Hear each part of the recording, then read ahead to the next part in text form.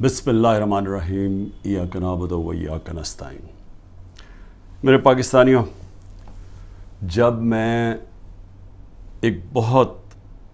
Case लड़ रहा था जो कि इंग्लैंड में सबसे अहम केस था, यानी 3 हफ्ते के लिए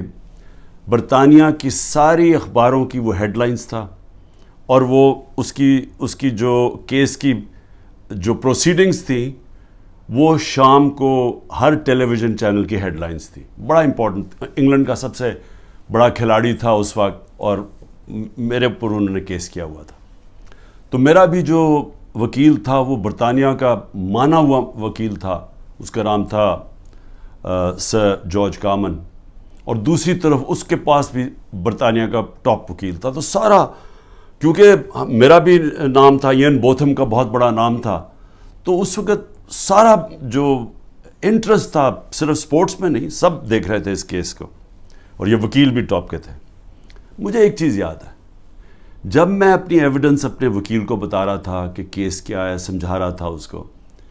तो उसने मेरे से एक बात की। उसने कहा, देखो मैं तुम्हारी कोई मदद नहीं करूँगा कि तुमने अदालत में जाके कहना क्या, मैं कोच नहीं करूँगा, ये हमारी अखलाकियात के ख़िलाफ़ है। हालांकि चुप करके मुझे बता देता कि देखो वो तुम्हारे से ये पूछेंगे, तुम ये कहना वो कहना, या मुझे तैयारी करवाता, मेरी तैयारी करवाता, क्योंकि मैं तो कभी पहले अदालत में नहीं गया था। वो और बात है कि अब जो मैं जितनी अदालतों के चक्कर लगा दिए, मैं ज़बरदस्त तरीके से बोलता था, लेकिन मेरा तो पहली दफ़ा थी। उसने कोई बात नहीं की। उसने कहा मैंने तुम्हें कुछ नहीं बताऊँगा, ये है तुम सच, ये तुम्हारी एविडेंस है, इसके मुताबिक तुमने बात करनी है। और उसने फिर मुझे क्या कहा, उसने कहा अगर आपने किसी चीज़ के ऊपर मेरे से झूठ बोला है, मैं उसी वक्त केस तुम्हारा ख़त्म करके जज को कहूँगा जी मैं केस से पीछे हट रहा हूँ। उसने कहा और तुम्हें 3 साल की कैद होगी झूठ बोलने पे। तो मुझे अभी भी याद है कि वो, मैं बड़ा एक तरह मुझे अजीब लगा कि ये इतना स्ट्रिक्ट रूल्स हैं यहाँ के, लेकिन मुझे तो तब तक तो मैं काफ़ी देर बरतानिया में पढ़ भी चुका था, मैं क्रिकेट खेलता था, तो मैं सिर्फ आपको समझा रहा हूँ कि उनका इखलाकी मेयार क्या था और उनका इंसाफ का निज़ाम क्या था कि अदालत के अंदर जाके तुमने सच बोलना है, तब तक मैं तुम्हारे साथ खड़ा हूँ। और फिर वो भी,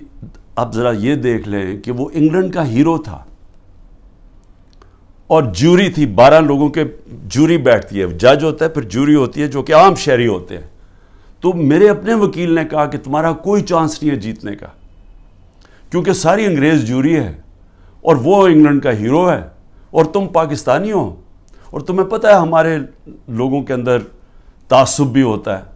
तो कहता तुम्हारी जीतने की कोई चांस नहीं, बल्कि उसने मुझे कोशिश की कि तुम केस ना ही, पैसे बाहर आउट ऑफ कोर्ट सेटलमेंट कर लो। लेकिन मैंने कहा मैं हक पे खड़ा हूँ, मैं लड़ूंगा केस। उसने कहा तुम्हारी सिर्फ 20% चांस है, और ये याद रखें कि अगर वो मैं केस हार जाता तो ये जो मैंने अपना लंदन का फ्लैट बेच के मैं ये बनीगाला का घर बनाया, ये सारा कुछ ही चला जाता, क्योंकि वो इतना ज़्यादा उसका ख़र्चा आता है। तो मैं आपको आज ये कहना चाहता हूँ कि वो माशरे आज खुशहाल, और वो माशरे जिधर आज हमारे लोग किश्तियों में डूब डूब के पहुंचने की कोशिश करते हैं, यानी ज़िंदगी का दौड़ पे लगा के, यानी समुंदर में डूब जाते हैं, लेकिन वो पहुंचना चाहते हैं उन मुल्कों में, तो उसकी वजह ये नहीं है कि वहाँ वसाइल ज़्यादा हैं। उसकी वजह यह है कि वो हमारी से अखलाकियात पे, उनके मॉरल वैल्यूज़ बहुत ज़्यादा है। वहाँ इंसाफ का निज़ाम है, जो मैं बार बार मैंने तो पार्टी शुरू ही की, वो जब मैंने देखा उधर, जो मैंने उनके जो मुल्क देखे, तब मैंने फैसला किया कि हम तो तबाह हो जाएंगे, क्योंकि वो इतने ज़्यादा आगे निकल गए हमारे से कि उनकी अखलाकियात, उनका जो अमर बिल मारूफ है, उनका वो हमारे नबी सल्लल्लाहु अलैहि वसल्लम की जो वो रहमतुल आलमीन है ना, जो मेरे नबी की सुन्नत पे चलेगा, कोई भी सुन्नत अडैप्ट करेगा, तो वो तो हर इंसान के लिए आए थे। तो उन्होंने जब कहा था कि तुम्हारे से पहले बड़ी कौमें तबाह हुई, जिधर ताकतवर जब जुर्म करे तो उसको ना पकड़ो और सिर्फ कमज़ोर को पकड़ो, वो यानी ताकतवर कानून से ऊपर हो, اب اصولاً اس کو جیت جانا چاہیے تھا، کیونکہ میں تو پاکستانی تھا، وہ برطانیہ کا ہیرو تھا، لیکن انصاف کا نظام یہ تھا کہ پاکستانی جا کے وہاں کیس جیت جاتا ہے۔ اور یاد رکھیں کہ یہ روایت مدینہ کی ریاست سے ہمارے لیے، تب وہاں ایسا انصاف نہیں تھا۔ جب مدینہ کی ریاست بنی تو یہ مغربی ممالک میں کوئی انصاف نہیں تھا۔